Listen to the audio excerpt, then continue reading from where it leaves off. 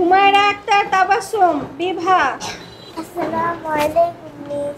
ওয়ালাইকুম আসসালাম। বসো। কাইফা হালুকি?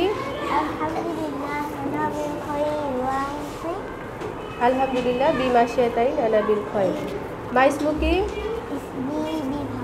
আচ্ছা বিভা, আমি তোমাকে কিছু প্রশ্ন করব, এখন সুন্দর করে উত্তর দেবে। ওকে, বলো তো আরবি হরফ কয়টি? আরবি হরফ 29টি। আরবি হরফের পরিবর্তিত রূপ কয়টি?